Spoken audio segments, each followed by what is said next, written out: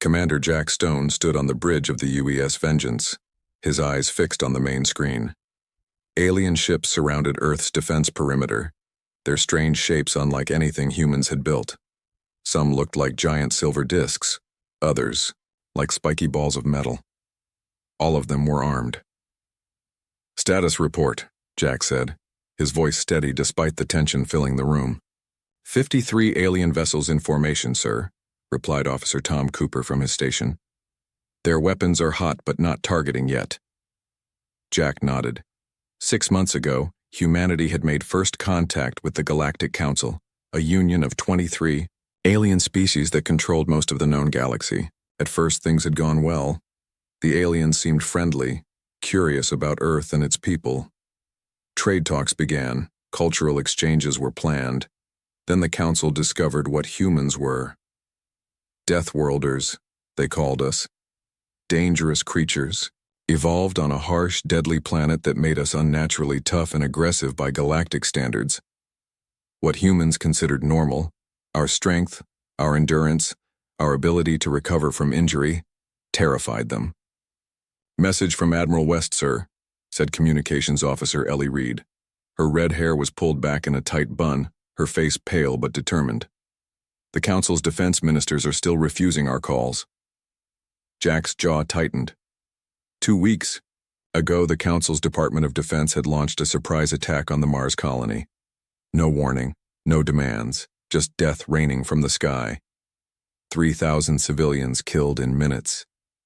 "They're afraid of us," said weapons specialist Marcus Bell, a tall man with dark skin and steady hands, "so they tried to hurt us before we could hurt them." "And now they'll learn why that was a mistake," Jack said quietly. The Vengeance was Earth's newest and most advanced warship, built in secret even during the friendly first contact period, because humanity had learned caution through its own bloody history. The ship carried weapons and defenses beyond anything Earth had deployed before. Jack turned to face his crew. 20 of Earth's best, chosen not just for skill but for judgment, because this mission wasn't just about revenge. "The Council thinks they know what humans are," he said. "They think we're dangerous animals. Today, we start teaching them what we really are." "Approaching jump point, Commander," said Navigator Alan Ford. "Stealth systems functioning at 100%. Jack checked the tactical display. The alien blockade was focused on Earth's main, routes to the stars. They didn't know about the experimental jump drive the Vengeance carried, technology that let the ship create its own path through space, rather than using the established lanes. "Final mission briefing," Jack announced. The bridge crew turned to face him. The attack on Mars wasn't a decision made by the entire Council. Intelligence points to a faction within their Department of Defense led by Director Vask. Jack brought up an image on the main screen. A tall, thin alien with gray skin and 4 arms. Its face had no nose, just breathing slits, and 6 eyes, arranged in a circle. Vask pushed for the attack, convinced the other defense ministers that humans were too dangerous to be allowed to develop further. "Our mission is to find Vask, gather proof of who ordered the Mars attack, and bring them to justice." "And if they resist?" asked Marcus, his hand resting near his weapons console. Jack's eyes grew cold. "Then we show them exactly how dangerous humans can be when provoked." Ellie spoke up. "The Council doesn't understand us. They evolved on safe worlds with few predators. Most of them never had to fight to survive. Their history doesn't have the wars, the struggles that shaped us. Which is why we need to be careful," Jack added. "We're not going to prove them right by behaving like mindless killers. We are not animals, we are humans. We fight when we have to. We show mercy when we can. That's what they need to learn." Tom raised his hand. "Sir, I've been working with Artemis on translating more of the Council records we captured. It seems they classified Earth as a Class 12 death world, the highest in their system." The ship's AI, Artemis, spoke through the bridge speakers. Her voice was calm and clear. "Council records show only 3 other known Class 12 worlds in the galaxy. None have produced intelligent life before. We are unique in their experience." Jack nodded. "Which explains their fear. But fear is never An excuse for murder. The Vengeance slipped past the alien blockade using its experimental stealth technology, which bent light and energy around the ship, making it nearly impossible to detect. As Earth grew smaller behind them, Jack felt the weight of their mission. In his quarters, he looked at the pictures on his wall. His family on their farm in Texas, the graduation ceremony when he received his command, and a new one, a colony family on Mars, all dead now because aliens decided humans were too scary to live. A knock on his door interrupted his thoughts. "Enter," he called. Ellie walked in with a tablet. "Sir, we've plotted the course to the Council's military headquarters in the Rigel system. It will take us 3 weeks at maximum safe speed." Jack took the tablet and studied the route. "Have we received any updates from Earth Command?" "Yes, sir. Earth's main fleet is preparing defensive positions around all our colonies. The President has issued a final warning to the Council. Return to peaceful talks or face war." "Will they listen?" Ellie's expression was grim. "Intercepted communication suggests the Council is divided. Some members want peace. Others are calling for a full invasion of Earth before we can spread our violent nature to the stars." Jack set down the tablet. "They attacked us based on what we are, not what we've done. They didn't bother to understand us." "No, sir." "Well, they're about to get a crash course in human nature." Jack stood and returned to the bridge, Ellie following behind. The bridge was quiet as the crew prepared for the long journey into enemy space. Outside the viewports, stars streaked by as the Vengeance accelerated to speeds no human vessel had achieved before. "Set course for the Rigel system," Jack ordered. "Begin scanning for Council communication relays. I want to know everything they're saying about us." "Yes, Commander," Tom replied, his fingers dancing over his console. "Marcus, run another check on weapon systems. I want everything perfect if we need them." "Already on it, sir." Jack took his seat in the command chair, eyes forward on the stars ahead. This mission isn't just about revenge, it's about justice. It's about showing the galaxy that humans aren't what they think we are. We're not mindless predators. We're people who will defend ourselves when attacked. But we're also capable of mercy, of understanding, of peace. He paused, looking at each member of his crew. The aliens think they know what it means to face Deathworlders. They've never met humans before. Let's introduce ourselves properly. As the Vengeance accelerated into the darkness between stars, Earth's most dangerous ship carried with it humanity's message to the stars. "We come in peace, but we will not suffer attacks on our people without response." The hunt for the aliens who ordered the Mars attack had begun. 2 months into alien space, the UES Vengeance moved like a ghost between star systems. The ship's experimental stealth technology worked better than anyone had hoped, bending light and energy around its hull. To alien sensors, it was nothing, but a shadow there one moment and gone the next. Commander Jack Stone stood in the ship's observation room watching the stars. The endless black of space used to calm him. Now it felt like enemy territory. "Commander," called a voice behind him. "We've found something." Jack turned to see Tom Cooper, the ship's technology expert. His eyes were bright with excitement. "Show me," Jack said, following Tom to the bridge. The main screen displayed a star system with 7 planets. One of them, the third from its sun, glowed with artificial lights. Artemis picked up encrypted communications, Tom explained. "This is a military outpost for the Council's Department of Defense, and guess who's there right now?" The AI's calm voice answered. "Admiral Krill, one of the key planners of the Mars attack, arrived at the station 3 days ago." Jack's eyes narrowed. Earth's intelligence network, human spies, and hacked alien systems had identified 3 main architects of the Mars massacre. Director Vask had given the order. General Trell had planned the attack, and Admiral Krill had led the ships that bombed the colony. "What's the security like?" Jack asked. Marcus Bell, weapons specialist, brought up a tactical display. 6 patrol ships, defense satellites, and a planetary shield. Nothing we can't handle. "We're not here to start a war," Jack reminded him. "We need information more than revenge." Ellie Reed joined them, her red hair now cut short for the long mission.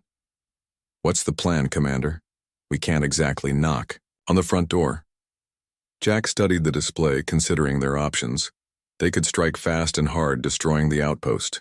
That would send a message to the Council, but it wouldn't get them closer to Vask. "Artemis," he said to the ship's AI, "what's your analysis of their patrol patterns?" A series of lines appeared on the display, showing the routes of the alien ships. "There is a gap in their coverage every 4.3 hours, Artemis replied. "It lasts for approximately 16 minutes. Jack nodded. "That's our window. We're going to slip in, capture Admiral Krill, and get out before they know what hit them." "Capture, sir?" Marcus raised an eyebrow. "Wouldn't it be easier to just take him out?" Jack turned to face his crew. "We're humans, not murderers. Krill will face justice for Mars, but proper justice, a trial, evidence, judgment. We're not here for revenge killings." "Besides," Ellie added, "a live admiral can tell us things a dead one can't." "Exactly." Jack pointed to a small moon orbiting the planet. "We'll hide the Vengeance here and use the stealth shuttle to reach the surface during the patrol gap. Tom, you'll stay here with half the crew. Marcus, Ellie, you're with me and the strike team." "What's our approach once we're on the ground?" Marcus asked. "Simple." Jack's face was grim. "We go in quiet, find Krill, and get out.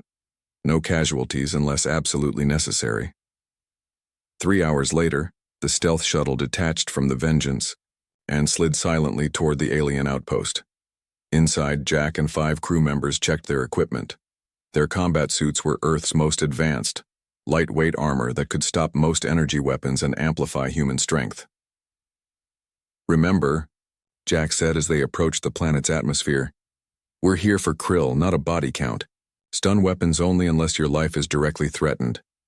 The shuttle slipped through the patrol gap and landed in a forested area 3 miles from the outpost. The team moved quickly through the alien forest, where strange purple plants reached, toward a sky with 2 moons. "Different gravity here," Marcus noted as they ran. "About 80% of Earth normal.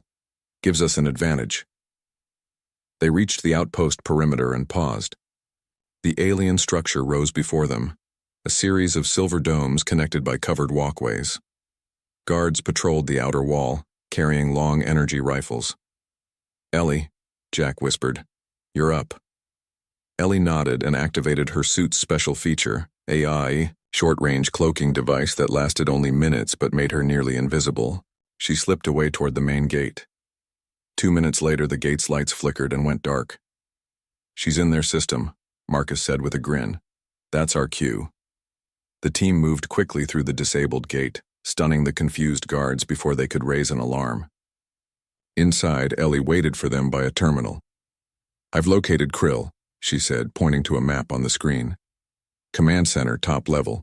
But there's something else you should see." She pulled up a file on the screen, video footage from a council meeting. The team watched as aliens argued around a large table. "This attack on the humans is unjustified," said one alien with blue skin. "They have shown no aggression toward us." "You don't understand how dangerous they are," replied another, Director Vask. "Their planet should be impossible for intelligent life. Gravity twice the Council average. Atmospheric pressure that would crush most species. Temperature swings that would kill any of us. And the wildlife. Predators everywhere. These humans don't just survive there, they dominate it." "That doesn't make them a threat to us," argued the blue alien. "Doesn't it?" Vask leaned forward. "A species that evolved on a death world will always be dangerous. It's in their nature. We must strike now while they're still confined to their system." Jack watched, his anger growing, as Vask showed the Council edited footage of Earth. Hurricanes, volcanoes, lions hunting, bears fighting, all presented as if these were daily threats humans faced and conquered. "No wonder they fear us," Ellie said softly. "They think Earth is hell, and we're the devils who rule it." "Their fear doesn't excuse murder," Jack replied. "Let's move. We have 20 minutes before the patrol returns." The team moved through the outpost, avoiding alien guards where possible and stunning those they couldn't avoid. Their Earth-evolved muscles and reflexes gave them an edge even without their advanced technology. To the aliens, they moved unnaturally, fast. They reached the command center doors. Marcus placed small devices on the lock. "Ready, Commander?" Jack nodded. "Do it." The doors slid open silently. Inside, Admiral Krill stood with his back to them, 4 arms working on different screens. He was tall and thin like Vask, but with pale blue skin instead of gray. "Admiral Krill," Jack said, stepping forward. The alien spun around, his 6 eyes widening in shock. He reached for an alarm button. Ellie moved faster than the alien could, crossing the room in a blur and grabbing his arm before it reached the button. "That wouldn't be wise," she said. "Humans," Krill hissed, his breathing slits flaring. "How did you get past our defenses?" "The same way we'll get past every defense you build," Jack replied. "You underestimated us." Fear showed clearly on the alien's face. "Are you here to kill me? For Mars?" Jack stepped closer, looking directly into Krill's clustered eyes. "If we were the monsters you think we are, you'd already be dead." "No, Admiral. We're taking you back to Earth to stand trial for the murder of 3,000 civilians. And," Marcus added, sliding a data device into the command console, "we're taking all your files on Director Vask and the Department of Defense." Krill's eyes darted between the humans. "You don't understand what you're dealing with. Vask has convinced half the council that humans must be contained or destroyed. There are plans, bigger plans than Mars. Then you'll tell us all about them," Jack said. "Consider it your chance to make things right." As Marcus finished downloading the data and Ellie secured the alien admiral, Jack's communicator beeped. "Commander," Tom's voice came through, tense with urgency. "Patrol ships are returning early. We have 7 minutes, not 12. "Understood." Jack gestured to his team. "Let's move. And Admiral, I suggest you cooperate. You're about to visit a death world." The fear in Krill's eyes grew, but beneath it Jack saw something else. A dawning realization that perhaps everything the alien thought he knew about humans might be wrong. The Vengeance sped through space, leaving the alien outpost far behind. No pursuit ships followed. As far as the Council knew, Admiral Krill and several guards had mysteriously vanished during a system malfunction. By the time they figured out what happened, the human ship would be long gone. In the ship's secure holding room, Admiral Krill sat rigidly on a bench designed for human proportions. His 4 arms were bound with restraints that allowed some movement but prevented any quick action. His 6 eyes darted around the room, examining everything. Jack Stone entered, carrying a tablet and a container of water. He set both on a table between them. "Water," Jack said. "Our scientists say it's safe for your kind." Krill stared at the container but didn't move to take it. "You should have killed me." "That's not how we do things." "It's how we thought you would do things," Krill replied. "Vask said humans would show no mercy, that your evolution on a death world made you savage." Jack sat down across from the alien. "Tell me about Mars." Krill's breathing slits flared. It was a military operation against a potential threat. It was a colony of families, scientists, farmers, children. Jack's voice remained even, but his eyes hardened. 3,000 civilians murdered without warning. "Vask showed us your weapons," Krill said. "Your wars, your predators. Earth has more dangerous creatures than most council worlds combined. You evolved alongside things that would hunt and kill you. It made you into hunters yourselves. And that justified killing our people." Krill's upper arms made a gesture Jack couldn't interpret. The council believed a preemptive strike was necessary before humans spread further. Mars was just the beginning. There were plans for Earth itself. Jack leaned forward. "What plans?" For a moment Krill hesitated, then he seemed to make a decision. "Director, Vask has been building something, a weapon designed to target your planet's atmosphere, to make Earth uninhabitable for humans, forcing evacuation." Jack felt cold anger rising inside him, but kept his face calm. "And you supported this?" I followed orders. Krill looked down at his bound arms.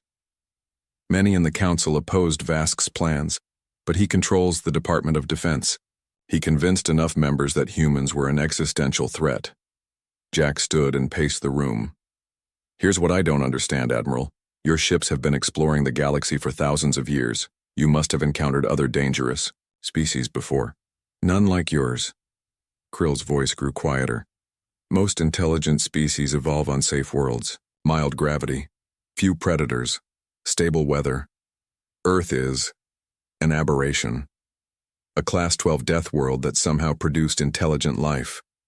The only other species from high-class death worlds are all pre-spaceflight and extremely aggressive. So you assumed we'd be the same. Vask did. He showed us your entertainment. Your movies about war and fighting. Games where you simulate killing. History filled with conflict. Jack almost laughed. And you believe that defined us? Every species has violence in their past. What matters is what we choose to become. He tapped his tablet, and footage appeared on a screen on the wall.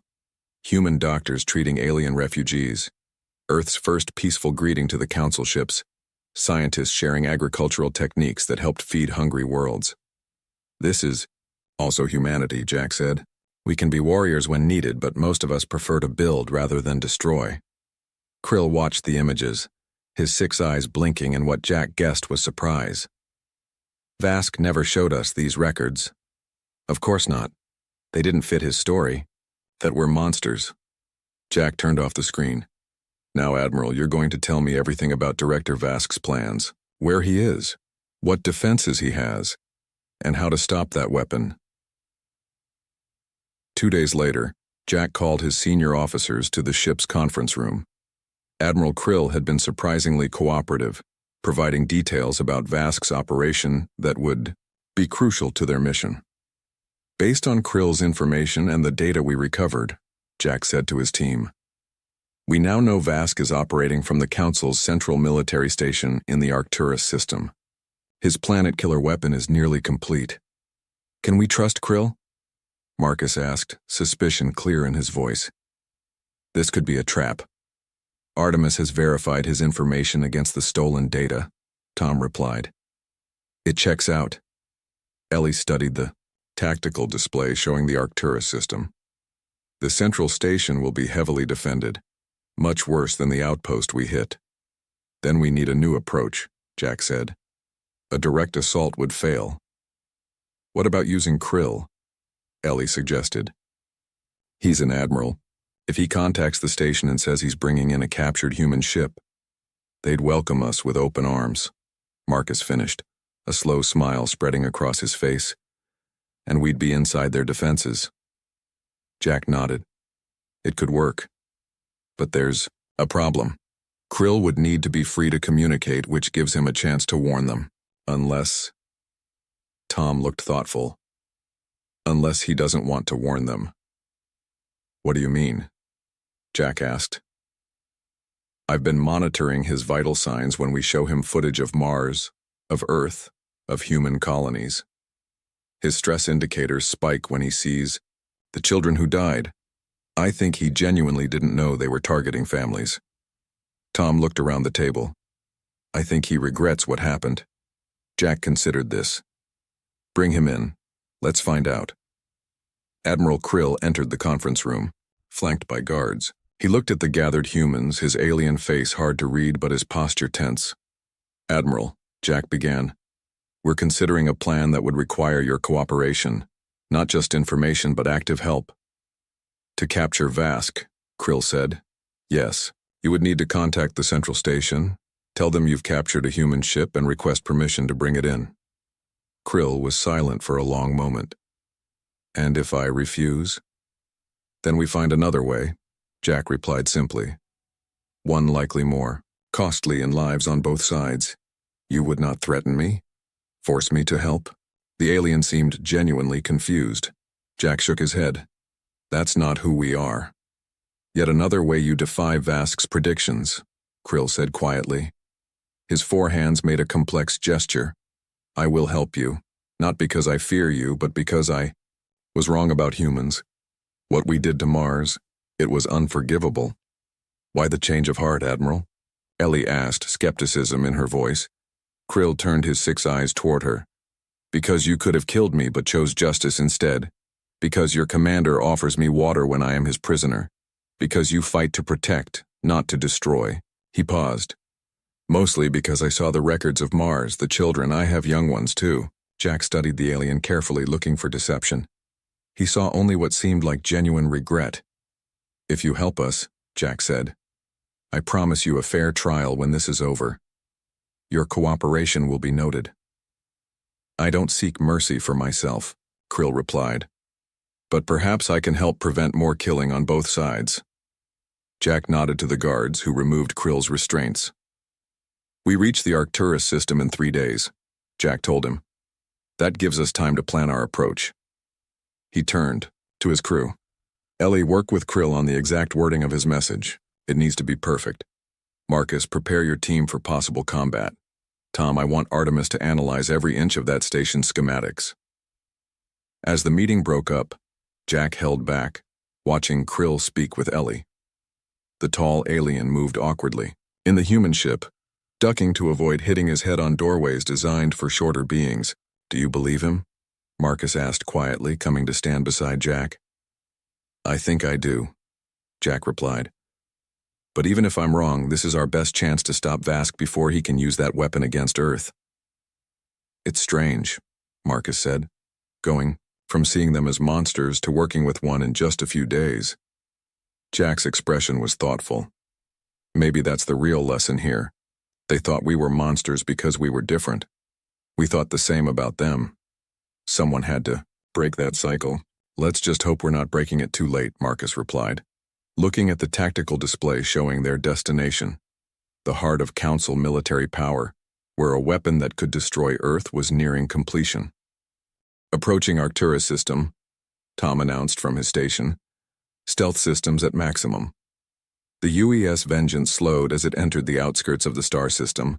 Through the main viewport, they could see their target, a massive space station, orbiting the 4th planet. It looked like a metal spider with a central hub and 8 long arms extending outward. Dozens of ships moved around it, a constant flow of military vessels coming and going. The Central Military Command, Admiral Krill said, standing beside Jack on the bridge. The alien looked strange in a modified human uniform, but they needed him to appear official for their plan. The heart of the Council's defense operations. Jack studied the station. It was larger than any human construction, at least 5 miles across. Where would Vask be? The command center is in the central hub, Krill replied. The weapon research is in Arm 7. He pointed to one of the extensions. For 3 days, they had prepared for this moment. Krill had helped them understand Council, protocols, and security measures. In return, the humans had shown him more about Earth, about who they really were beyond Vask's propaganda. Communications ready, Ellie said. Admiral, it's time. Krill nodded and stepped forward. Ellie activated the channel. Central Command, this is Admiral Krill, he said in his native language, which the humans now understood through translation devices. I am approaching and captured human vessel UES Vengeance with prisoners. Request secure docking and special containment teams. There was a brief silence. Then a voice responded. Admiral Krill, your ship was reported missing. What happened? I allowed the humans to believe they had captured me, Krill replied smoothly. Then I overpowered the guard and took control of their vessel. Their technology is impressive, but their security protocols are primitive. Jack raised an eyebrow at this lie but remained silent. Stand by for verification, the voice said. Tense minutes passed. Jack exchanged looks with his crew. If Krill's identity wasn't confirmed, or if the station detected their deception, they would be facing dozens of warships with no hope of escape. Finally, the voice returned. Verification confirmed. Proceed to Military Dock 3, Arm 2. Director. Vask has been informed of your arrival and wishes to inspect the human vessel personally. Perfect, Krill said after the channel closed. Vask will come to us. Too perfect, Marcus muttered. It feels too easy. Jack shared his concern. Agreed. They'll have security teams waiting. We need to be ready. He turned to his crew. Remember the plan, we dock normally. Krill leads a small group of us as prisoners to meet Vask. Meanwhile, Tom and his team access their systems through the docking port and disable their internal sensors. Once we have Vask, we extract with all the evidence of his plans. And, if things go wrong, Ellie asked. Then we move to Plan B, Jack replied grimly. Fight our way to Arm 7, plant charges on the weapon, and get out any way we can. The Vengeance docked smoothly at the designated port. Through the viewport, they could see armed guards waiting in the docking bay. At least 20 aliens with heavy weapons. That's a lot of firepower for a few prisoners, Marcus observed. Vask is cautious, Krill replied. He's never trusted anyone completely, even his own people. Jack, Ellie, and Marcus prepared to disembark with Krill. They wore simple clothes, with hidden armor underneath and restraints that looked secure, but could be released with a quick movement. Their weapons were hidden in compartments on the ship's exterior, accessible once they controlled the docking bay. Artemis, Jack said to the ship's AI, if we don't return in 3 hours, execute Emergency Protocol Alpha. Understood, Commander, the AI replied. The Vengeance will transmit all gathered intelligence to Earth and then self-destruct rather than be captured. Jack nodded. He couldn't risk the ship's technology falling into Council hands. Let's move, he said. Krill led them down the ramp, his forearms gesturing as he spoke to the waiting guards. The human commander and his officers. Take care, they are stronger than they look. The guards surrounded them, weapons ready. One of them, clearly the leader, stepped forward. Admiral, Director Vask awaits you in Security Chamber 12. He's most interested in these specimens. Of course, Krill replied. Lead the way. As they walked through the station's corridors, Jack carefully observed everything. The ceiling was higher than on human ships, designed for the taller Council species. The walls were a pale blue metal that seemed to absorb sound. And everywhere there were signs of military readiness. Weapons stations, security checkpoints, troops in formation. This place is a fortress, Ellie whispered. Stay focused, Jack replied quietly. Tom should be in their systems by now. They entered a large room with a long table. At the far end stood Director Vask, tall and thin with gray skin and 6 eyes arranged in a circle. He wore an elaborate uniform with symbols Jack didn't recognize. Admiral Krill, Vask said, his voice higher than Jack expected. You have done well to capture these humans. Thank you, Director, Krill replied with a small bow. It was enlightening to interact with them directly. Something in Krill's tone made Vask tilt his head. Enlightening? How so? They are not what we believed, Krill said. I discovered that they are dangerous Deathworlders who must be contained, Vask interrupted. Yes, we all know this. He turned his attention to Jack, the human commander. Tell me, how does it feel to be caught by a superior species? Jack met the alien's gaze steadily. I don't see any superior species here, just someone who attacked innocent civilians out of fear. Vask's breathing slits flared. Not fear, wisdom, preemptive action against an inevitable threat. He gestured to a guard. Bring up the displays. Screens lit up around the room showing images of Earth, its storms, volcanoes, predators. The same propaganda they had seen before. Your world created you to be killers, Vask continued. Every aspect of Earth shaped your species for violence. The gravity made you strong. The predators made you cunning. The climate variations made you adaptable. You are built for conquest. You know nothing about us, Jack replied calmly. You saw what you wanted to see. Vask moved closer. I know enough. Your history is filled with war. Your entertainment glorifies conflict. Even your greeting to other species came on ships designed for combat. Because we've learned caution, Jack said, not because we seek war. Vask made a dismissive gesture. It doesn't matter now. Soon, the weapon will be ready, and Earth will no longer be habitable for humans. You will be relocated to controlled environments where your natural aggression can be. He stopped suddenly, looking at Krill. Admiral, your restraint system seems to be malfunctioning. Jack felt a surge of alarm. Krill's 4 hands were free, the false restraints hanging loose. Not malfunctioning, Krill said quietly. I removed them. He looked at Jack. Now, in one smooth motion, Jack, Ellie, and Marcus released their own restraints. The guards raised their weapons but hesitated when Krill moved to stand beside the humans. What is this? Vask demanded, backing away. The truth, Krill said. These humans could have killed me when they captured my outpost. Instead, they showed justice, mercy. Everything you said they lacked. Jack's communicator beeped, the signal from Tom that the station's internal sensors were offline. It's over, Vask, Jack said.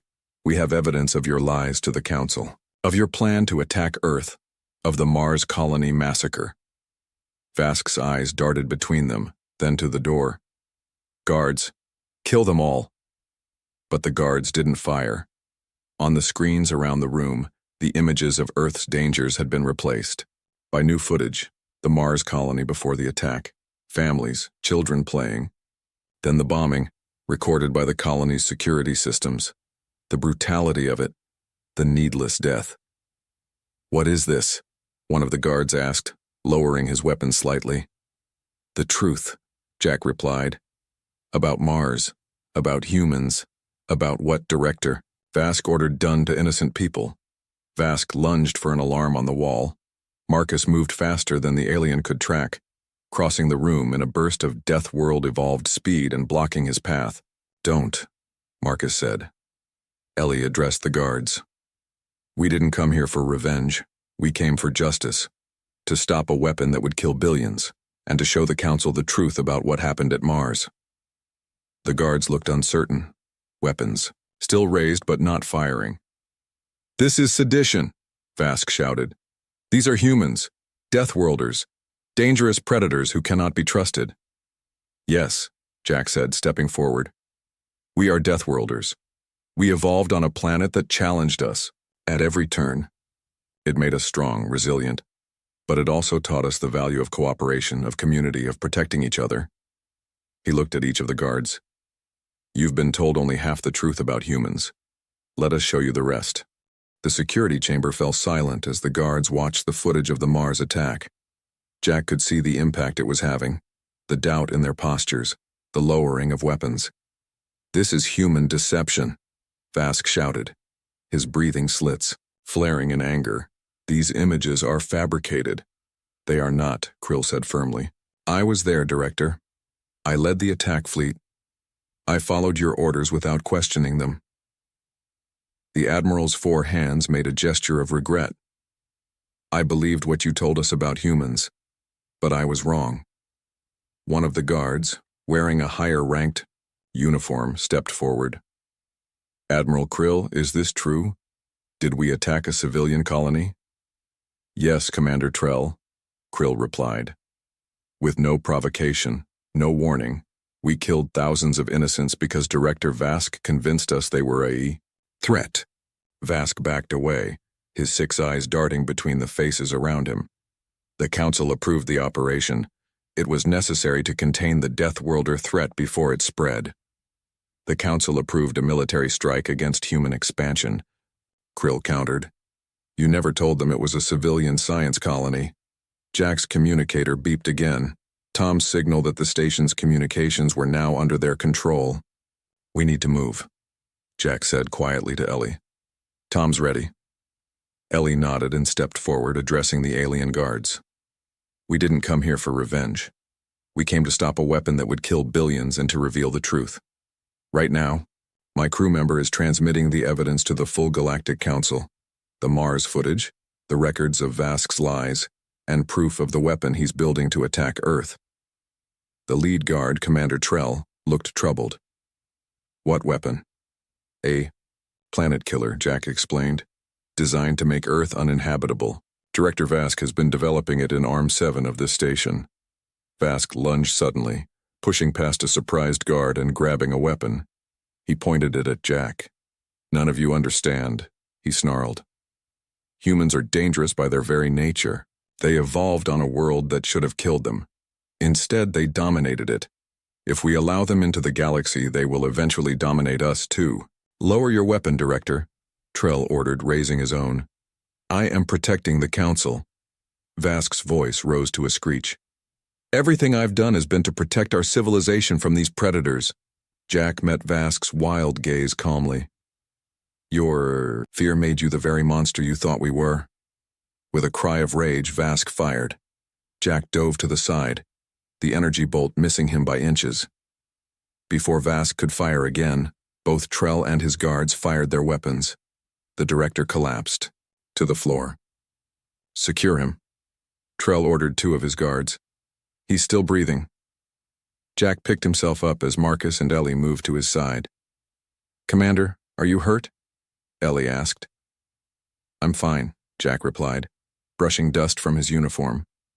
He turned to Trell. Commander, we need to reach Arm 7 immediately. Even with Vask captured, his weapon might still be activated. Trell hesitated only briefly before nodding. I will take you there myself. Admiral Krill, please come with us. Your perspective may be needed. The group moved quickly through the station corridors, now accompanied by Trell and several guards who had chosen to help them. Jack's communicator stayed connected to Tom, who guided them through the station using the schematics they had downloaded. The weapon control center is ahead, Tom's voice reported. But there's a problem. I'm detecting energy buildup. Someone's initiated the launch sequence. Vask must have loyal officers who are carrying out his plan, Krill said grimly. They reached a sealed door marked with warning symbols. Trell placed his hand on a scanner, and the door slid open to reveal a large chamber filled with complex equipment. Alien technicians worked at various stations, and in the center was a massive cylindrical device, pulsing with blue energy. Stop what you're doing, Trell commanded. By order of Central Command. One of the technicians, clearly senior to the others, turned in surprise. Commander Trell, what is happening?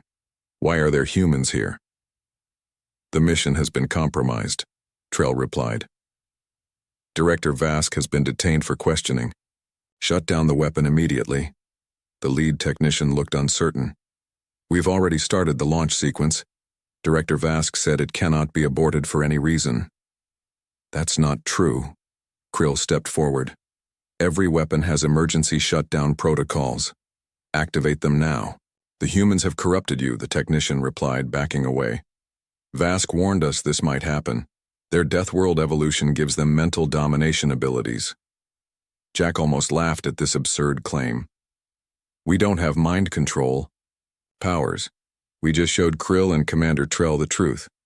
The weapon will launch in 5 minutes, a computerized voice announced. Final targeting sequence initiated. Marcus looked at Jack. We don't have time to argue with them. Plan B? Jack nodded. Plan B. He turned to Trell. Commander, we need to destroy this weapon now. It will kill billions of innocent people on Earth. Trell seemed to struggle internally before making his decision. What do you need? Clear the room of personnel, Jack replied. We'll handle the rest. Trell turned to his guards. Remove all technicians immediately. This is a direct order. Despite protests, the guards began escorting the technicians out. Some left willingly, others had to be physically guided. Once they were alone, Jack turned to his team. Marcus, place the charges we brought. Ellie, help me access the control system. Maybe we can still abort the launch. They moved quickly, Marcus attaching small explosive devices to key points on the weapon, while Ellie and Jack worked at the alien control panel. 2 minutes to launch, the computerized voice announced. The system's locked down, Ellie said in frustration. I can't override it. Jack turned to Krill. Admiral, any ideas? The alien moved to the controls, his 4 hands working rapidly across multiple interfaces. There's a manual override sequence, but it requires 2 authorized users. He looked at Trell. Commander? Trell hesitated only a moment before joining Krill at the controls. Together, they input a complex series of commands. Override sequence. Initiated, the computer announced. Administrative authorization required. It needs Vask's approval code, Krill said grimly. Which we don't have, Jack replied. He turned to Marcus. Are the charges set?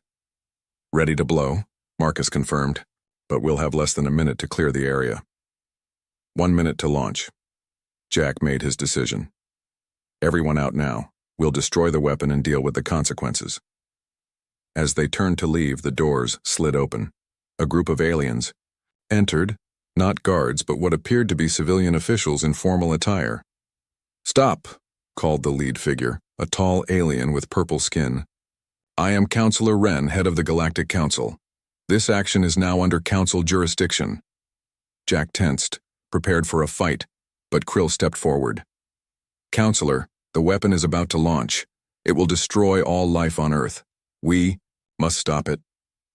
Wren moved to the control panel, examining it quickly. The security protocols required Director Vask's code. The counselor pulled out a small device. Fortunately, as head of the council, I can override any military command. With swift movements, Wren input a series of commands. Launch sequence aborted, the computer announced. Weapon systems powering down. The blue energy pulsing through the cylinder faded, and the hum of power died away. Jack released the breath he'd been holding. Thank you, Counselor. Wren turned to face him. Commander Stone, I presume? We received your transmission, the evidence about Mars, about Vask's deception. The full council has been in emergency session for the past hour. And? Jack asked cautiously. And we have much to discuss, Wren replied. About peace. About mutual understanding. About how terribly wrong we were about humans. 1 week later, Jack stood on the bridge of the Vengeance as it approached Earth. Behind them, 3 council ships followed, not as enemies, but as diplomatic vessels. Message from Earth Command, sir, Ellie reported. They're ready to receive the council delegation. Jack nodded. Inform them we'll be docking in 30 minutes. Admiral Krill, now serving as the interim representative of the council's defense department, joined him at the viewport. Your world looks beautiful from here, the alien said. Dangerous, yes, but beautiful. Most dangerous things are, Jack replied with a small smile. The peace negotiations won't be easy, Krill warned. Many in the council still fear what humans might become. And many humans will find it hard to forgive what happened on Mars, Jack acknowledged. But we have to try. The alternative is war, and neither of our civilizations wants that. You know, Krill said thoughtfully, Vask was right about one thing. Humans are shaped by their death world. It made you strong, resilient, adaptable. He turned his 6 eyes to Jack. But he missed what else it taught you. How to cooperate. How to show compassion. How to offer mercy even when it would be easier not to. Jack looked out at the blue planet growing larger in the viewport. His dangerous, beautiful home. That's the real lesson of Earth, he said. Survival isn't just about being the strongest. It's about knowing when to fight and when to make peace. He turned to face Krill. It's about justice, not revenge. As the Vengeance brought them home, Jack thought about how far they had come. They had set out to find those responsible for the Mars attack, to deliver a message that humans would not suffer such aggression without response. But in the end, they had delivered a different message entirely. That even Deathworlders could choose mercy over vengeance, understanding over fear and peace over war, and that choice, more than any weapon or physical strength, was what truly made humans dangerous. The small spaceship broke through Earth's clouds, its silver hull catching the morning sunlight. Inside, 5 students from across the galaxy clutched their seats. None of them had ever visited a death world before. Approaching landing zone, announced the ship's computer in a calm voice. Earth atmospheric conditions, oxygen levels toxic to Centaurians, gravity dangerous to Pleiadians, temperature hazardous to Sirians, humidity lethal to Tau Cetians, and radiation concerning for vegans. Blue's skin rippled with fear, the usual, bright cyan of his face fading to a pale tint. As a Centaurian, his people breathed methane gas.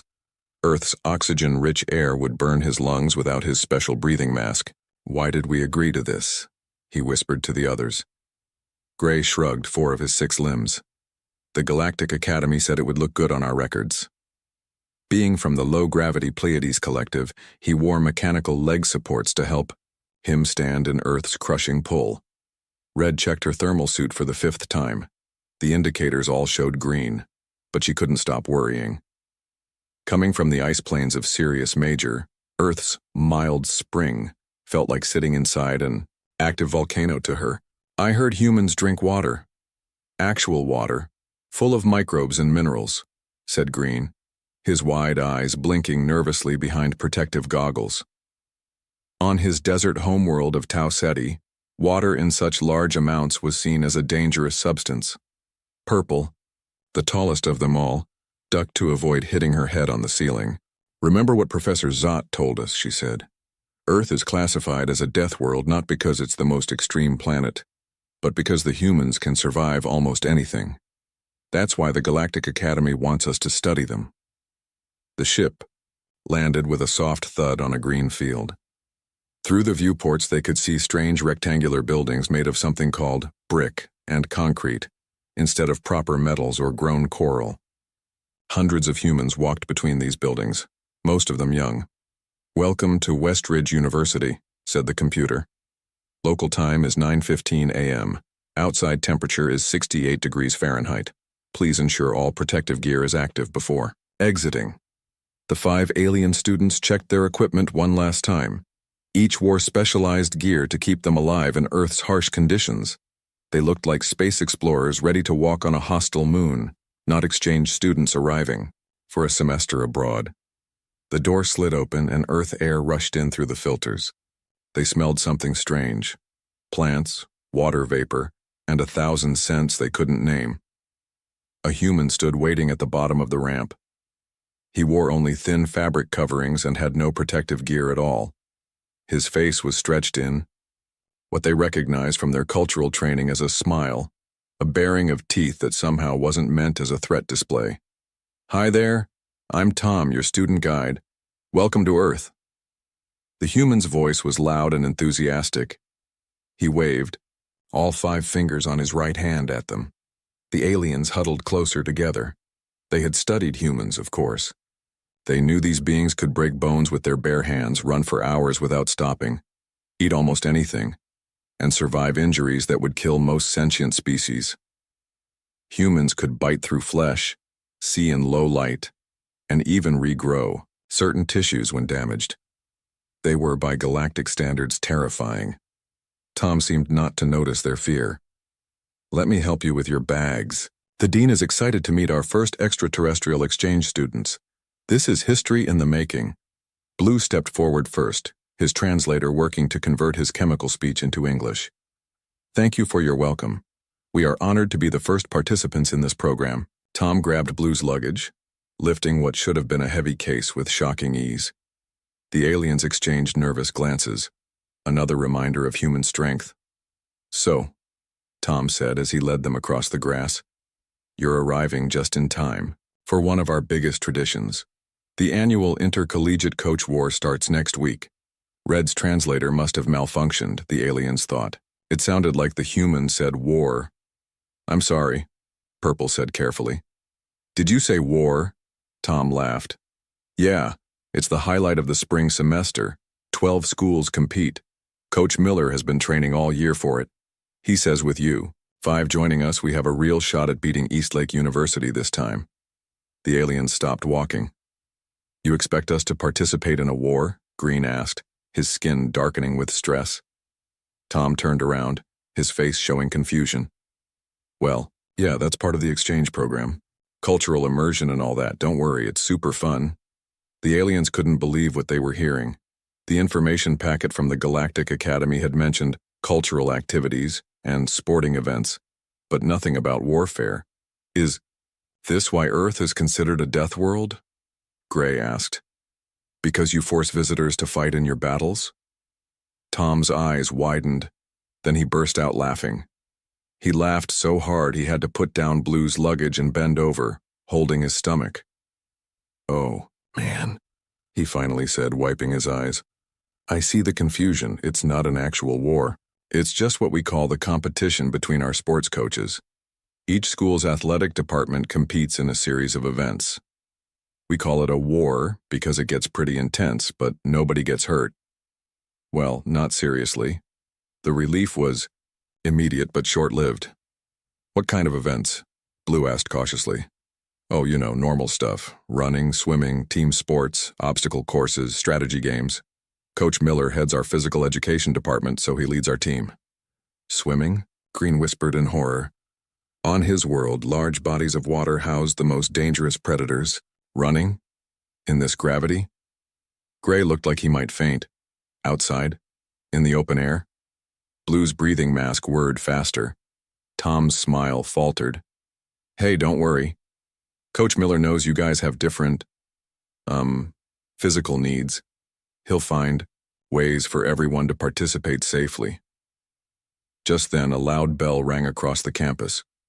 The aliens jumped, reaching for emergency buttons on their suits. That's just the class bell, Tom assured them. Look, there's Coach Miller now. A large human jogged toward them across the grass. This one was bigger than Tom, with more muscle mass and less hair on top of his head. He wore bright clothes with the words, Westridge Athletics, printed across the chest. You must be our space students, the coach boomed, his voice even louder than Tom's. Welcome to Earth. I'm Coach Miller and I can't wait to get you on the team. He reached out and slapped Purple on the back, a gesture of friendship that nearly knocked the tall alien over. The team needs all the help it can get this year, Coach Miller continued. Eastlake's Coach Wilson has been bragging all winter about his new training techniques. But wait until he sees I've got 5 students from across the galaxy. His face will be priceless. The coach looked at them with bright, eager eyes. So, what special abilities do you all have? Super strength? Telepathy? Extra arms could be useful for the relay races. The 5 exchange students looked at each other, in growing panic. This human thought they had special powers. In reality, they were struggling just to stand on this dangerous planet without their bodies failing. We do not have what you would call special abilities, Blue tried to explain. In fact, by comparison to humans, we are quite fragile. Coach, Miller's smile didn't dim at all. Nonsense, everyone has their strengths, we'll find yours. First team meeting is tomorrow at 7 a.m. sharp on the practice field. We'll introduce you to everyone and start basic training. Basic training? Red squeaked. Sure. Nothing too rough for the first day. Just a 5-mile run, some strength assessment, and maybe water survival skills if we have time. 5 sets of alien eyes widened in pure terror. I think, said Tom, noticing their reaction, maybe we should get them settled in their rooms first, Coach. Let them adjust to Earth gravity and atmosphere. Good thinking, Tom. Rest up, space cadets. Tomorrow we make history as the first interplanetary Coach War team. With another bone-rattling pat on Purple's shoulder, Coach Miller jogged away. As they watched him go, Blue turned to the others. I believe, he said slowly, that we have made a terrible mistake. Tom picked up their luggage again. Come on, guys. It's really not as bad as it sounds. The Coach War is actually pretty fun. On our worlds, Purple said quietly. What you call fun we call survival training. As they followed Tom toward the dormitories, a crowd of human students began to gather, pointing and whispering at the strange visitors. Look, one said loudly. Those must be the aliens Coach Miller was talking about. Do you think they're as tough as they look? Another laughed. They better be. Coach Wilson already has 3 weightlifters and a marathon runner on his team. The foreign students couldn't believe their ears. Somehow they had traveled across the galaxy to study humans, only to become unwitting participants in a Deathworld's idea of a friendly competition, and the Coach War hadn't even started yet. The 5 alien students did not sleep well their first night on Earth. Their special rooms in the university's science building had been modified for their needs, but nothing could fully prepare them for the planet's constant noises, its strange smells, and the terrifying knowledge that tomorrow they would face whatever basic training meant to these fearsome humans. Blue lay awake, his breathing mask hissing softly as it converted oxygen to methane. From the next room he could hear Gray adjusting his anti-gravity supports. trying to find comfort in Earth's crushing pull. Down the hall, Red's cooling system hummed as it fought to keep her body temperature bearable in what humans called room temperature, but felt like an oven to her. Green had sealed his quarters and filled them with dry air, fighting the horrible dampness of Earth. And Purple, whose people slept standing up, kept bumping into the ceiling whenever she dozed off. Morning came too quickly. Tom knocked on their doors at 6:30 a.m., his voice cheerful. "Rise and shine, Space Cadets. Coach Miller is waiting." They dragged themselves to the dining hall first. The humans were eating foods that looked strange and smelled even stranger. The alien students had brought their own nutrition packs from home, specially designed for their different biologies. "You're not going to try pancakes?" Tom asked, looking disappointed as he sat down with a plate stacked with flat brown circles covered in sticky amber liquid. "We cannot digest your food," Red explained. "It would make us very sick." "That's too bad," Tom said, pouring more of the amber liquid over his food. "Earth cuisine is amazing." Purple watched with horror as Tom cut into the food and put it in his mouth. "You are consuming plant and animal matter directly into your body, without processing it first?" Tom nodded, his mouth full. "Best way to eat." The aliens looked at each other. Humans didn't just survive on this death world. They seemed to enjoy its dangers. After breakfast, Tom led them to a large open field where Coach Miller waited with about 20 human students. Everyone wore the same bright clothes with Westridge Athletics printed on them. "Here they are," Coach Miller shouted when he saw them. "Our cosmic competitors." The human students stared at the aliens with curious eyes. The aliens stared back, from behind their various protective gear. "First," said Coach Miller, "let me explain what the Coach War is all about. Every spring, 12 universities in this region compete in a series of athletic and mental challenges. Each school's head coach, that's me, leads their team. The winning school gets a big trophy, lots of glory, and bragging rights for a year." He pointed to a tall metal cup displayed in a glass case at the edge of the field. "That's last year's trophy. Eastlake University won it. This year it's coming back to Westridge." The human students cheered and clapped. The aliens just looked confused. "So, it's not actual combat?" Blue asked through his translator. Coach Miller laughed. No, it's a sports competition, though things can get pretty intense, especially in the final rounds." "What exactly do we have to do?" Gray asked, leaning heavily on his mechanical supports. "Great question." Coach Miller rubbed his hands together. "This year's Coach War has 6 events. The obstacle course challenge, the academic bowl, the relay race, the swimming competition, the strategy game, and the final endurance test. With each event named, the aliens felt more and more doom settling over them. And this year's theme is embracing diversity," Coach Miller continued. "Each team must show how they incorporate different strengths and abilities. That's why you 5 are so important. You bring literal diversity from across the galaxy." A tall human student raised his hand. "Coach, are there rules about using, alien abilities? Seems kind of unfair if they can do stuff we can't." Coach Miller nodded. "Good point, Jack. According to the official rules, non-human participants may use their natural abilities, but no technological advantages beyond what's necessary for their survival on Earth." The aliens exchanged worried glances. The humans thought they had special powers. They didn't understand that without their technological advantages, the aliens would simply die on this hostile planet. "Before we start training, let's introduce ourselves," Coach Miller said. "I want everyone to say their name and something special they bring to the team." The human students went first. Jack was tall and good at something called basketball. Emma was fast and held the school record in track. Marcus was strong and competed in wrestling. The list went on, each human describing physical abilities that sounded impossible to the aliens. Then it was their turn.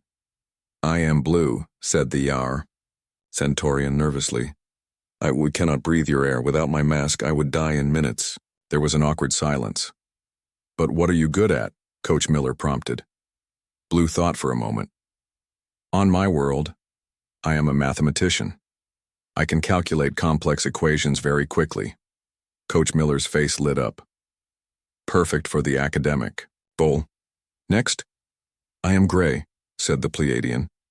My world has 1/3 of Earth's gravity. These supports help me stand, but I cannot run like humans. But? Coach Miller waited. But I have 6 limbs and excellent hand-eye coordination. Fantastic for the strategy game. Next, one by one, the aliens explained their limitations and their few possible contributions. Red had excellent night vision. Green could change his skin, color slightly to match his surroundings. Purple had extraordinary hearing and could detect sounds humans couldn't hear. To their surprise, Coach Miller found each of these minor traits exciting. The human students, too, seemed impressed rather than disappointed. Now that we know each other, Coach Miller said, let's see what you can do. We'll start with a light warm-up. What followed was anything but light to the aliens. The humans jogged easily around the field, their bodies seemingly unbothered by Earth's gravity, temperature, and air. The aliens struggled to keep up, even for one lap. Blue had to stop and adjust his breathing mask. Gray's supports whirred and strained. Red's cooling system went into emergency mode. Green kept as far from the field's sprinklers as possible. Purple tried to copy the human's movements but found her longer limbs tangled up. After the warm-up, Coach Miller divided them into groups to try different activities. The aliens were paired with human students who were supposed to help them learn the basics of Earth sports. That's when they had their first visitor. A vehicle pulled up beside the field, and another human in bright clothes stepped out. This one's clothes were blue and gold instead of Westridge's red and white. Miller, the newcomer called. Thought I'd stop by and see what you're up to this year. Coach Miller's friendly face suddenly hardened. Wilson, spying already? The other coach laughed. Just friendly reconnaissance. And what do we have here? He walked over to stare at the alien students. Space students? Really, Miller? That's your strategy? Eastlake has 2 international students this year, Coach Miller said defensively. We've gone interplanetary. The theme is embracing diversity, remember? Coach Wilson circled the aliens, looking them up and down. They don't look like much. Can they even handle Earth conditions? Blue felt his skin ripple with embarrassment. The human was right. They were struggling just to stand on this field. What do you expect from beings from that backwater mudball? Coach Wilson said with a smirk. The aliens weren't sure what he meant at first. Then they realized he was talking about Earth. Coach Wilson was mocking the human's own planet. To everyone's surprise, Green stepped forward. His protective goggles gleamed in the sunlight as he faced the rival coach. You are wrong, Green said, his voice steady despite his fear. Earth is not a backwater mudball. It is classified as a death world because it has produced the most adaptable species in the known galaxy. Coach Wilson raised an eyebrow. Oh? You have never seen anything like human endurance, Green continued, surprising even himself with his words. On my world, we study humans because they can survive conditions that would kill most sentient beings. They eat plants and animals. They drink water full of minerals. They breathe oxygen. They stand under open sky with only a thin layer of atmosphere protecting them from space. And they do it all without noticing. Coach Miller was staring at Green with wide eyes. So were the human students. These humans, Green said, pointing to the Westridge team, run for fun. They swim in natural bodies of water. They stay outside during temperature changes that would send most species into hibernation. They are not weak. They are terrifying. There was a moment of silence. Then Coach Miller let out a whoop and slapped Green on the back, carefully as he'd learned the aliens were fragile. You tell him, Green. Westridge is going to win this year because we understand what real diversity means. Working together, despite differences. Coach Wilson's smirk had faded. We'll see about that, Miller. We'll see. He turned and walked back to his vehicle. As he drove away, the human students gathered around Green. Did you really mean that? Emma asked. About humans being terrifying? Green's skin flushed a darker shade. It is what we learn in our xenobiology classes. Earth is considered one of the hardest planets to visit because its conditions are so extreme and variable. And humans are considered one of the most durable species because you can adapt to almost anything. The human students looked at each other with new eyes, as if they'd never considered this perspective before. "All right, team," Coach Miller said, clapping his hands together. "Let's get back to training. We've got a coach war to win." As they returned to their practice stations, the aliens realized something had changed. The humans looked at them with new respect. And they, in turn, had discovered something unexpected: pride in being associated with these incredible beings from a death world. Maybe, just maybe, they could survive this coach war after all. The next few days were the strangest the alien students had ever experienced. Every morning they joined Coach Miller and the human team for training. Every evening, they collapsed in their modified rooms, exhausted and amazed by what they had seen. "Humans are even more remarkable than our studies suggested," Purple said as they gathered in Blue's room to compare notes after a particularly difficult day. "They don't just survive on this death world, they enjoy its challenges." Blue nodded, his breathing mask making a soft hissing sound. "Today I watched Jack fall down and damage his ankle joint. On my world, such an injury would require a cybernetic replacement. But Coach Miller just put frozen water on it and told Jack to walk it off. And he did." "That's nothing," said Gray, adjusting his gravity supports. "I saw Emma run for 1 hour straight, 1 hour, in this gravity. And she was smiling the whole time."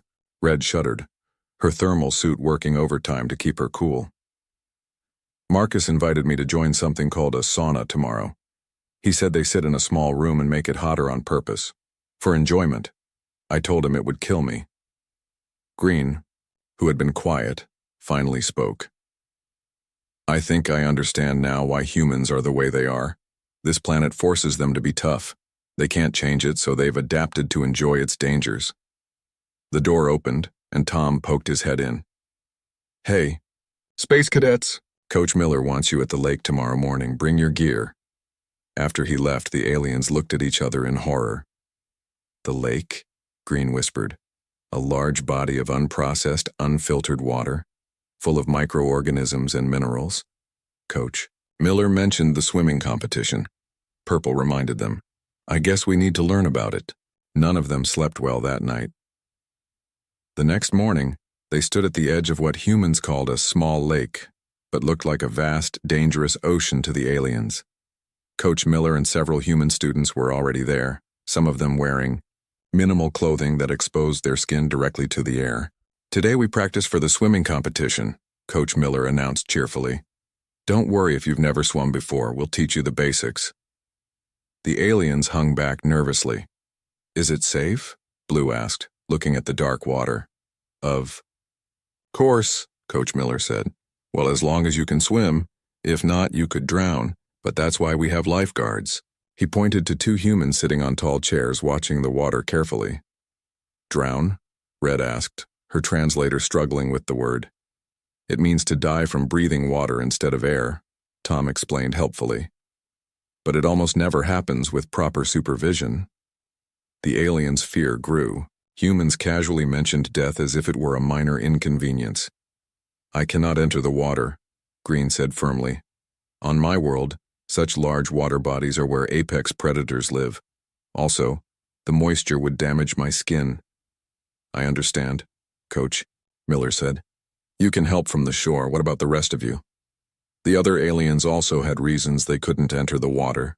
Blue's breathing apparatus wasn't waterproof. Gray's support system would short-circuit. Red would experience thermal shock. Purple's eardrums would rupture from the pressure.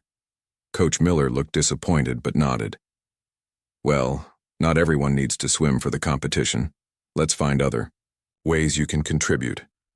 For the next hour, the aliens watched in amazement as humans voluntarily submerged themselves in the lake. They swam with powerful strokes, diving beneath the surface and emerging minutes later, apparently unharmed by either the water or the lack of air. "They're like amphibians," Blue muttered.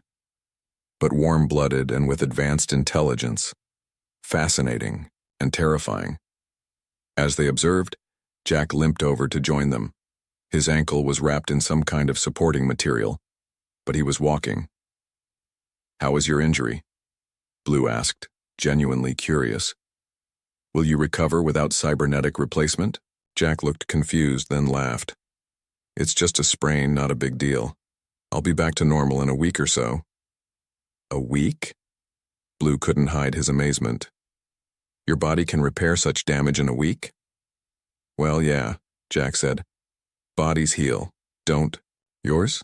The question made Blue realize how different they truly were. Our healing is much slower.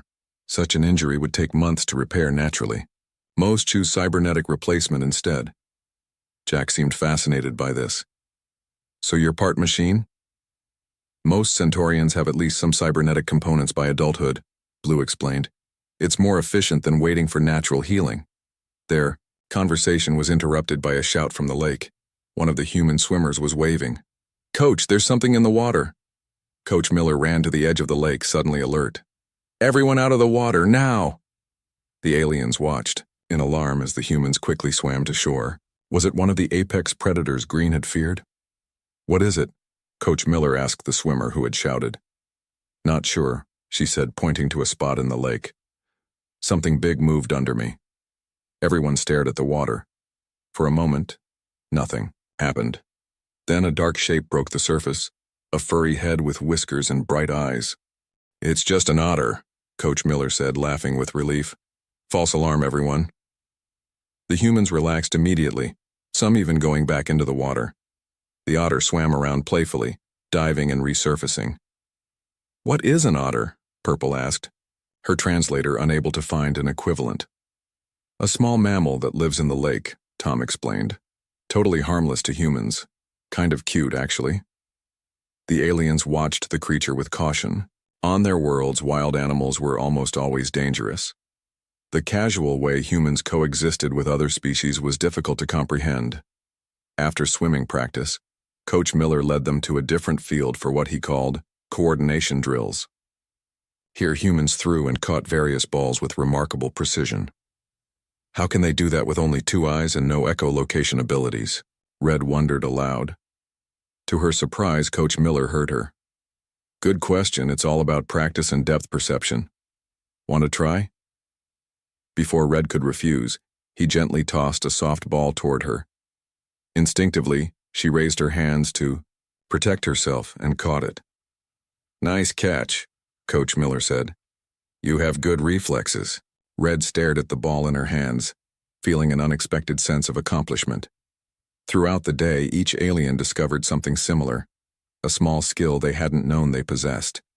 Gray, with his 6 limbs, could hold and move multiple objects at once, making him unexpectedly good at a game called juggling.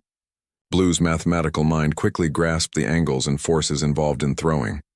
Green found that his ability to change color, even slightly, was useful for demonstrating camouflage techniques. Purple's sensitive hearing allowed her to detect movements others couldn't hear, giving her an advantage in reaction tests. The most surprising moment came late in the afternoon. The team was in the university's library, preparing for the academic bowl portion of the Coach War.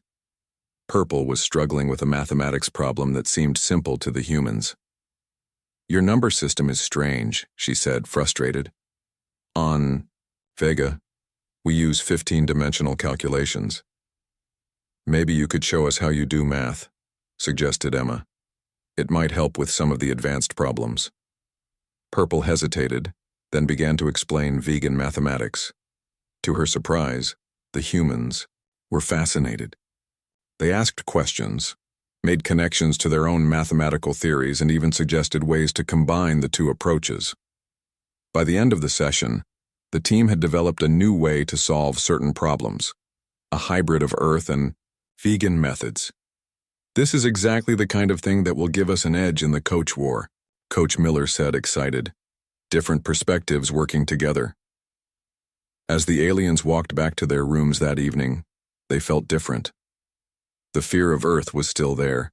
The planet remained objectively dangerous to their biologies, but something else had grown alongside it, a sense of belonging, of contribution. The turning point came unexpectedly. They were crossing the main campus when they heard a loud crash. Purple's sensitive hearing picked it up first, and she turned to see what had happened. A large metal rack of sports equipment had fallen over near the gymnasium, and beneath it was a small figure, another alien student who had arrived just yesterday from a distant star system. Without hesitation, Coach Miller ran toward the scene. The human moved with shocking speed, reaching the fallen rack in seconds. With a display of strength that made the aliens gasp, he lifted the heavy metal structure with one arm while pulling the trapped student to safety with the other. "Are you okay?"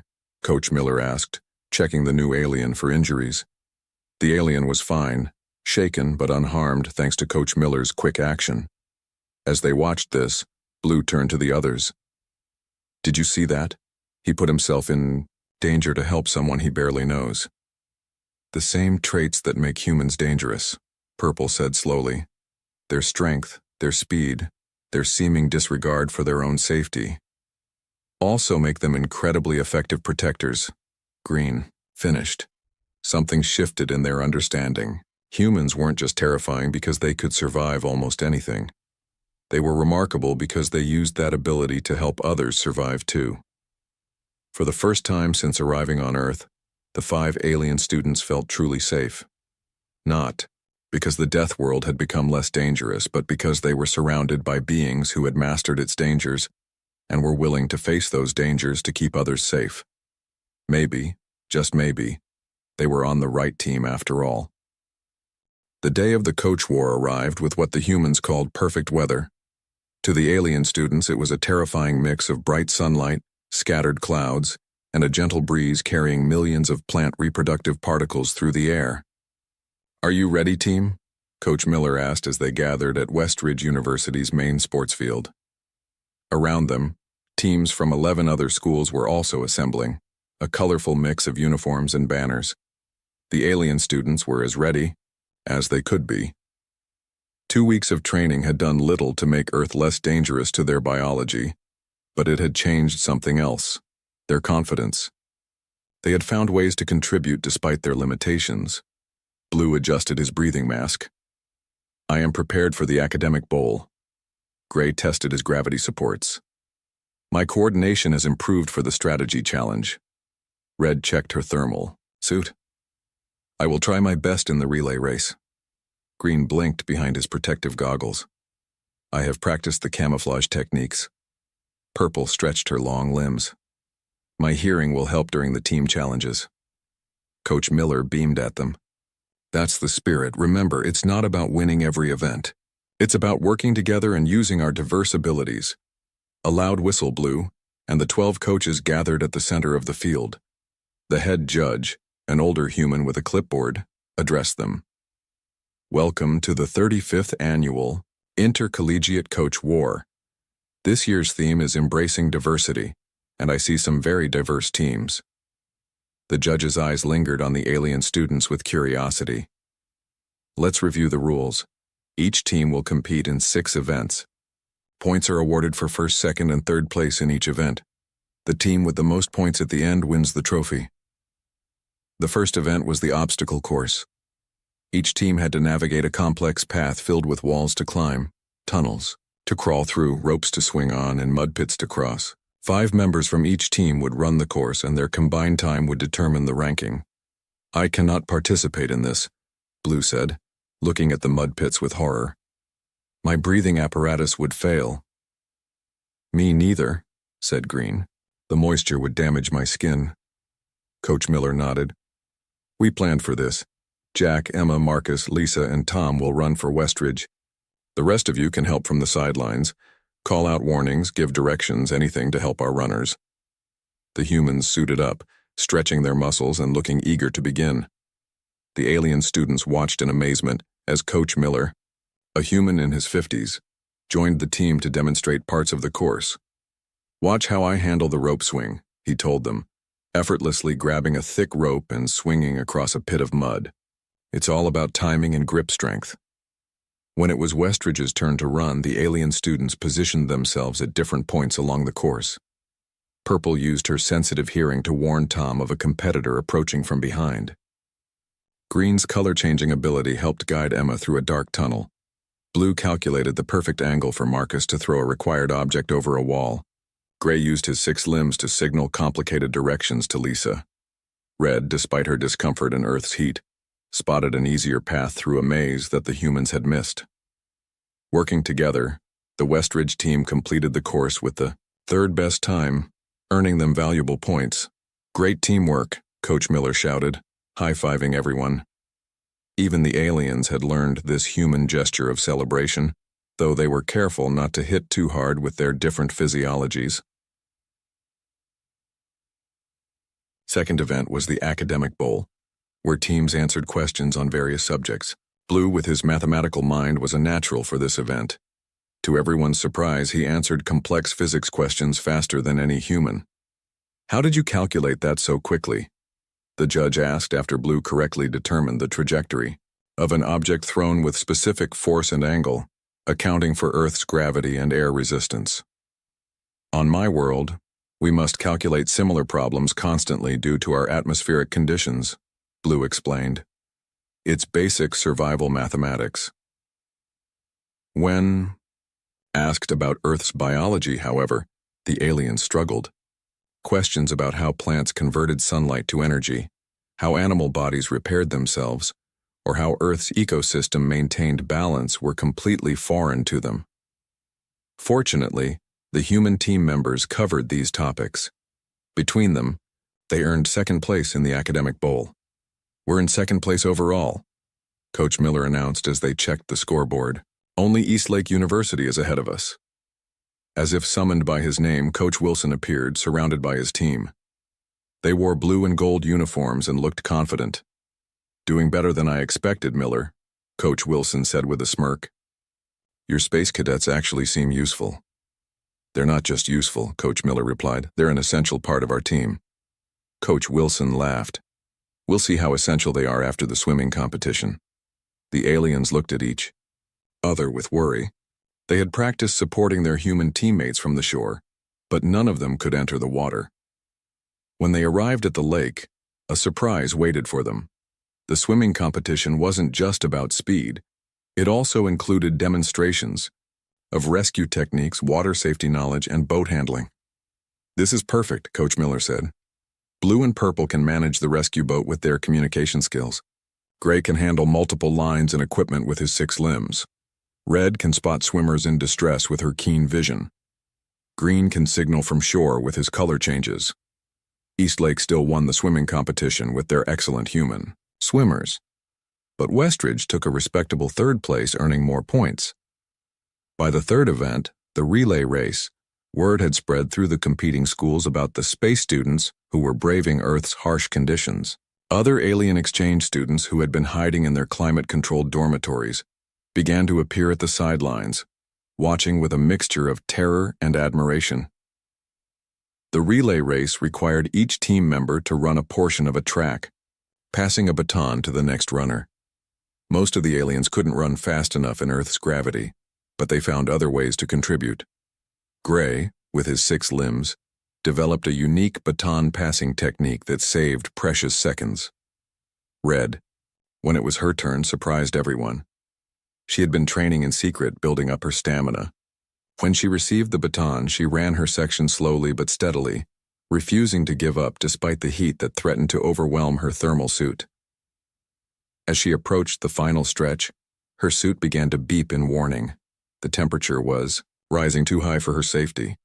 The crowd grew quiet, sensing something was wrong. "Red, stop," Coach Miller called. "Your health is more important than the race." But Red kept going. She had seen how humans pushed through pain, how they endured discomfort for their team. With a final burst of effort, she passed the baton to Tom, then collapsed on the track. Coach Miller and the medical team rushed to her side. They quickly moved her to a cooling station, where ice packs and shade helped her body temperature return to safe levels. When she regained consciousness, the entire Westridge team was waiting anxiously. "That was either the bravest or the stupidest thing I've ever seen," Coach Miller said, his voice a mix of concern and pride. "I wanted to contribute," Red said weakly. "Like a human would," Coach Miller shook his head. "Humans know their limits, Red. We push them, yes, but we don't ignore safety. Don't scare us like that again." The team finished in 4th place in the relay race, but something more important had happened. The other teams were looking at Westridge and its alien students with new respect. During a break before the strategy challenge, Coach Wilson approached them again. This time his tone was different. "That was impressive," he admitted. looking at Red. Not many beings would push themselves that hard on a planet that's trying to kill them. We're learning from the humans, Blue said simply. Coach Wilson seemed to consider this. Maybe we all are. He turned to Coach Miller. Good luck in the next events, you're going to need it. As he walked away, the alien students noticed other coaches watching them with curious eyes. Some even approached to ask questions about their homeworlds, their experiences on Earth, and their participation in the coach war. They're treating us like real competitors now, Purple observed. Because you are, Coach Miller said. You've earned their respect. As the announcer called teams for the strategy challenge, the alien students felt something new. Pride in being part of this human event, this celebration of determination and teamwork on a planet they once feared. The death world was still dangerous, but they were no longer just surviving it. They were competing on it alongside the remarkable beings who called it home. The fourth event of the Coach War was the Strategy Challenge. Teams faced complex puzzles and games that tested their thinking rather than their physical abilities. For the first time, the alien students felt they had a real advantage. This is where we shine, Blue told his teammates as they entered the university's main hall, where game tables had been set up. The Strategy Challenge had 3 parts. A complex board game similar to chess, but with more pieces and rules, a team puzzle-solving race, and a resource management simulation. In the chess-like game, Blue's mathematical mind calculated moves far ahead. Gray's 6 limbs allowed him to move pieces with incredible speed and precision. Together they defeated Eastlake's best players, earning first place in that section. For the puzzle-solving race, the entire team worked together. Purple's sensitive hearing picked up whispers from other teams, giving them hints. Green's ability to change color helped him mark different puzzle sections without using tools. Red, still recovering from the relay race, spotted patterns others missed. Final puzzle, announced the judge. This is a 15-dimensional mathematical problem that requires calculating optimal resource distribution across multiple systems. The human students looked worried. Such complex math was beyond most of them. But Purple's eyes widened. This is like calculations we do on Vega, she said. I can solve this. As other teams struggled with the unfamiliar math, Purple worked quickly, explaining her approach to the human students. I need to think like a vegan, Tom said, trying to follow her logic. Purple shook her head. No. Think like a human. Take a shortcut. She remembered how humans often found simple solutions to complex problems, what they called thinking outside the box. Combining her vegan training with human creativity, Purple solved the puzzle in record time. First place in the strategy challenge goes to Westridge University, the judge announced. The team celebrated wildly. Coach Miller hugged everyone, being careful not to damage the aliens' protective gear. We're tied with Eastlake for overall points, he told them. It all comes down to the final event, the Endurance Challenge. The alien celebration faded. Endurance was exactly what they lacked on Earth. Their protective systems were designed for short-term use, not extended activity. What exactly is the Endurance Challenge? Blue asked nervously. A 10-kilometer race through mixed terrain, Coach Miller explained. Hills, forest paths, a stream crossing, a true test of stamina and determination. The aliens looked at each other in dismay. Even with their training, such a long journey through Earth's hostile environment seemed impossible.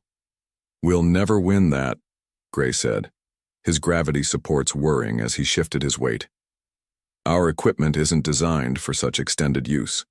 Coach Miller gathered them all in a circle, his face serious but kind. Listen to me, he said. This isn't about winning. It's about showing up. It's about doing your best, whatever that means for you. He looked each alien in the eyes.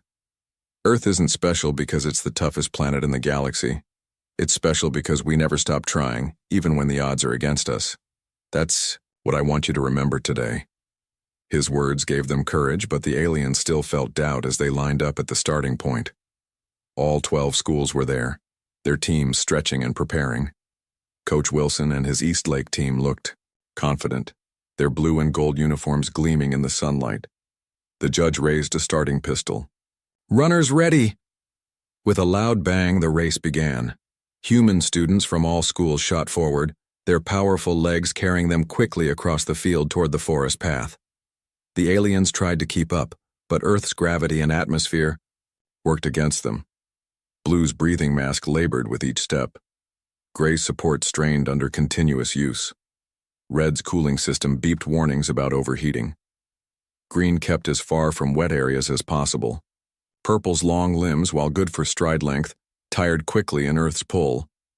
Within minutes, the aliens were falling behind. Ahead, they could see Coach Wilson running with his fastest students, quickly taking the lead. But something strange was happening behind them. Coach Miller wasn't with the front runners. He had stayed back, jogging alongside his slowest team members, the aliens. "Pace yourselves," he encouraged them. "Slow and steady. We'll finish together." Other human students from West Ridge also fell back, forming a protective group around their alien teammates. Jack, his ankle still healing, matched his pace to Gray's. Emma ran beside Red, watching her thermal readings and suggesting rest when needed. Marcus helped guide Green around wet patches on the path. "Why are you doing this?" Blue asked between labored breaths.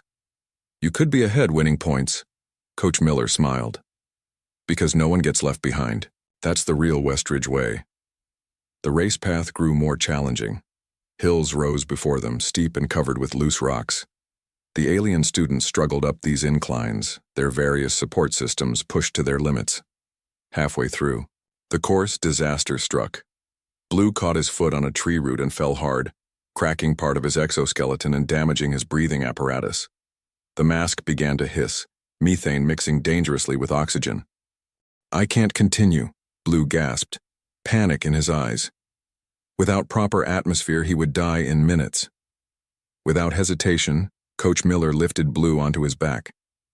"I've got you," he said, and began carrying the alien up the hill. The other aliens and human students watched in amazement. Coach Miller was 52 years old, already tired from running, and now carrying an alien who weighed almost as much as he did. Yet he kept going, one step at a time, refusing to leave anyone behind. "Let me try to walk," Blue said after about a kilometer, his mask patched with emergency sealant from the first aid kit Tom carried. "You've done enough." Coach Miller gently set him down but stayed close, ready to help if needed. This scene repeated itself throughout the race. When Green's protective goggles cracked at a stream crossing, Emma gave him her sunglasses and helped guide him. When Purple's long limbs began to cramp painfully, Jack and Marcus supported her between them. When Red's cooling system faltered, in the afternoon heat, Tom poured his water bottle over her thermal suit to help cool it. By the time they reached the final stretch, Westridge was far behind the other teams. Through the trees, they could see the finish line across an open field. Many teams had already finished. Eastlake's blue and gold uniforms were visible among the celebrating groups. "We've lost," Gray said, his voice tired but accepting. "Have we?" Coach Miller asked. "Look around you." The alien students looked at each other, at their human teammates, at the path they had traveled together. They had crossed 10 kilometers, of what was, to them, the most hostile environment imaginable. They had faced hills, forest paths, a stream crossing, and they had survived. Not just survived, but kept going. "Let's finish this together," Coach Miller said. "All of us." Hand in hand, supporting each other, the entire Westridge team emerged from the forest and crossed the field toward the finish line. They moved slowly, their formation uneven as each accommodated the other's needs, but they moved as one team. The crowd at the finish line noticed them. A hush fell, then scattered applause began, growing louder as more people joined in. Even members of other teams began to clap. As they crossed the finish line, last place in the race but together, the judge approached with his clipboard. "Westridge University," he said, "finished with all team members. Eastlake University had 2 members quit the course when it became too difficult." He consulted his notes. "According to the rules of the endurance challenge, finishing with your complete team earns bonus points, combined with your previous scores." He looked up, a smile spreading across his face. "Westridge University wins this year's Coach War for eBay." A moment no one reacted. too surprised by the announcement.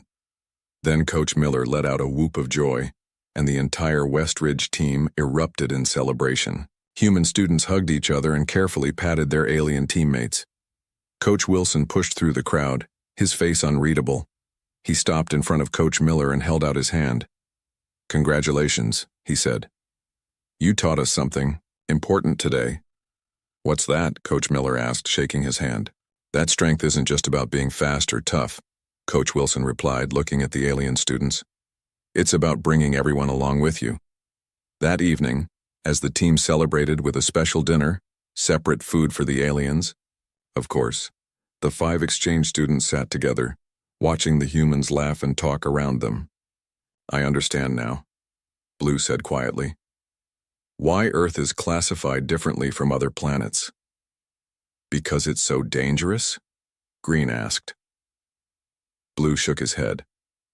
"No, because it produced a species that doesn't just survive danger. They turn it into a reason to help each other." Red nodded.